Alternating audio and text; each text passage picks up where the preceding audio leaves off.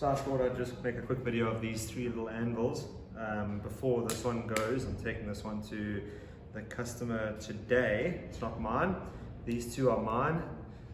So I thought I'd just show you guys little anvils. These are both 56 pounds and this one is 60 pounds. So yeah, they're very cute. I really enjoyed restoring this one over here. Let's just start with this one. So this is a Wilkinson and Queen Dudley, manufactured in 1891. There wasn't much damage to this. There was a little bit of pitting on the face, so I did cup grind the face, and then I just cleaned up the horn and the cutting table, but it's very, very cute. The stampings on it are amazing. And this is your typical London pattern anvil. Over here, you can see the difference. So these are both the same weight. You can see the difference in size, both English manufactured.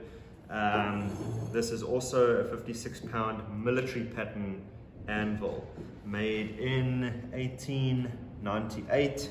Really nice markings. I didn't do anything to this. I didn't touch it with a grinder. Just electrolysis, clean all the rust up, rust convert over the flash rust after it dries, because it does get a little bit of flash rust, and then I obviously decal the markings. But yeah, really, really nice markings on it.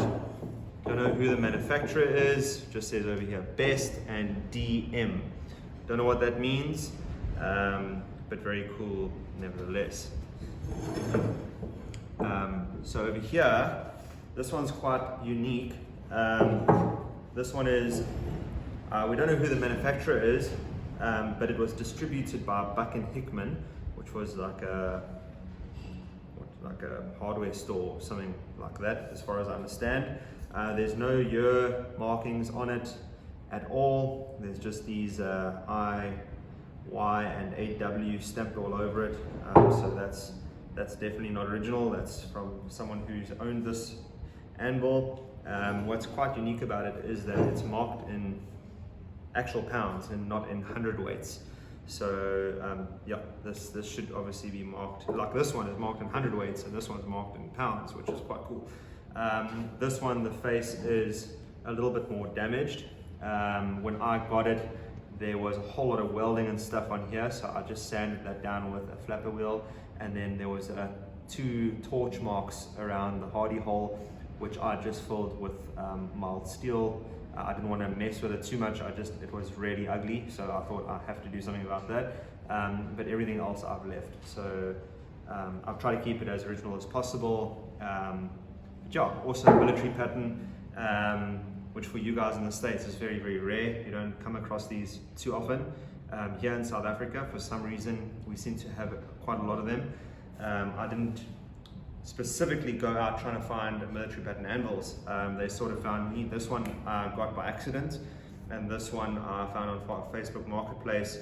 It was up there for a long time. No one wanted it, so I thought, well, you know what? I could do it too. So I bought 2. So I own 2 military pattern anvils, which is really, really cool. I'm very proud of that. I love little anvils. I like big anvils, but little anvils are just quite, I don't know, there's just something about them that's very special. So yeah, there they are. I am getting another little Trenton, also a 50-pound. I'm getting that probably next week sometime, so I'll make another video on that. But unfortunately, they won't. I won't be able to get a picture with all 4 of them in the same place. This one is going, and then the Trenton will come, and that one's also mine, and I will keep that. Yeah, thought this would be just a nice little short video on different styles of small anvils, all English manufactured. Very happy. Okay guys, so unfortunately the little Wilkinson Queen Dudley is gone, so I wasn't able to have all 4 little anvils in one place, but this little Trenton did arrive, and I'm really, really happy with it. So we've already spoken about these 2, so I'm going to just slide these out of the way, and then we'll just quickly look at the differences between just English anvils and American anvils, I guess. So I'll come in a little bit closer now with the camera. But so this is a little 50-pound Trenton. So it's the lightest of the 4 that were here, and it's really, really nice. Over here, what they did is they made it with a cast base and a forged top section, and then they've arc welded it through here, through the waist. So I'll show you that now. But this is a really nice little anvil, and I didn't realize how nice it was from the pictures, but I mean, these edges are, I would say, razor sharp in anvil terms. They're really, really nice, and I am going to keep them that way.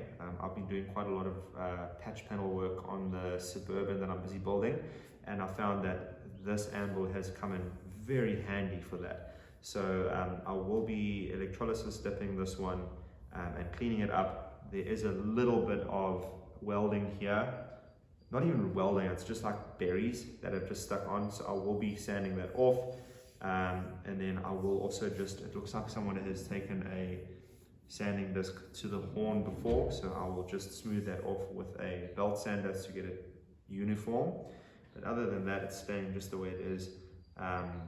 Really nice usable anvil. Obviously very small for heavy forging, it would not work, but for what I'm doing, it's actually working really, really great. So yeah, I'm gonna come and fetch a camera and then I'll show you guys.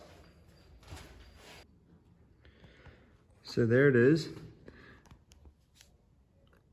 Trenton, really nice stampings on it. You can see, sorry, the lighting's really bad, so I'm gonna probably work around that a little bit. Let me just show you the face quickly. So there is where there's some berries. There was one here that I also want to clean up. And then where the serial number is, there's also a little bit of welding over there that I want to clean up, but without hampering that marking too much. But yeah, there you have it. You can just sort of see the 50-pound mark there, and that's the serial number. I did send the serial number through to a mate of mine in the States, and he was able to verify that it's from the 30s or 40s. He did that just with the use of the book Anvils in America, which I do not have, so I do use him for his book fairly often, which he doesn't seem to mind. So there you can see fairly well where they've welded the top and the bottom half. So this is the casting, and then that is the forged, and then there you can see where they've welded it on the seam. Very, very cool. Let's just see if we can get some good lighting there. There you go. Very, very pretty little anvil. Look at those edges. I mean, that is very, very sharp, and they like that the whole way through. The face is not all beat up, a little bit here and there, but this anvil has probably worked. It's probably not untouched, but I would say fairly close. Someone, if not the manufacturer, did round that edge a little bit there, just for forge work, but that's fairly common. I will not be rounding off any of the other edges. Like I say, I've been using the sharp edges to my advantage with the sheet metal, but very nice little anvil. I'm very, very pleased with this purchase. I paid, I think, way too much for it, in my opinion. I don't normally pay so much for anvils, but it was an American anvil, which I have not owned before, and also it was in great condition, and it was small to go with my other small ones. So I did pay a bit much, I think, but probably compared to the guys in the States, I probably stole it. So there it is. Anyways, that's it, guys. That's a little Trenton, and that sort of wraps up the video that I wanted to do on smaller anvils. Yeah, thanks for watching, and I will post a video of me electrolysis dipping this and then just cleaning it up. It'll probably be a very short video because there's not much work to do at all, but I will still record it just for fun. So yeah, that's that.